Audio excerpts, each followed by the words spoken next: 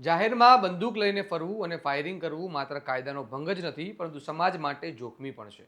અને આવી જ એક ઘટના બનાસકાંઠાના બલગામમાં સામે આવી છે, જ્યાં લગ્નના વરઘોડામાં કેટલાક ઈસમો બંદૂક લઈને ફરી રહ્યા હતા અને જાહેરમાં ફાયરિંગ કરતા જોવા મળ્યા હતા. આ ઘટનાનો વિડીયો સોશિયલ મીડિયામાં વાયરલ થતા મામલો પોલીસ સુધી પહોંચ્યો અને હવે આ સમગ્ર ઘટનાએ લોકોમાં ચિંતા અને સવાલો ઊભા કર્યા છે. આવા વિગતે વાત કરીએ સમગ્ર મામલા વિશે આ અહેવાલમાં.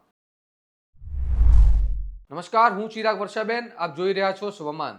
આજકાલ કેટલાક લોકો હીરોગીરી બતાવવા જાહેરમાં હથિયારો સાથે ફરતા જોવા મળે છે, અને એ પણ ભીડ ભરેલી જગ્યાઓ પર ફાયરિંગ કરી લોકોના જીવને જોખમમાં મૂકે છે.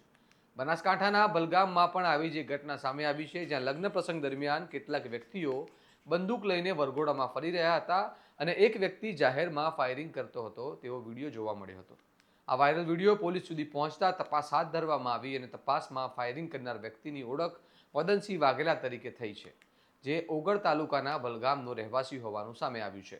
પોલીસ મુજબ તે લગ્ન પ્રસંગમાં રોલો પાડવા માટે બંદૂક લઈને આવ્યો હતો અને ફાયરિંગ કર્યું હતું. વિડીયોમાં બીજા બે લોકો પણ હથિયાર સાથે દેખાઈ રહ્યા છે, પરંતુ તેમની ઓળખ હજુ સુધી પૂર્ણ રીતે થઈ નથી. તેમ છતાં થરા પોલીસ સ્ટેશનમાં ત્રણેય વિરુદ્ધ આર્મ્સ એક્ટ હેઠળ ગુનો નોંધવામાં આવ્યો છે અને આગળની કાર્યવાહી હાથ ધરવામાં આવી છે.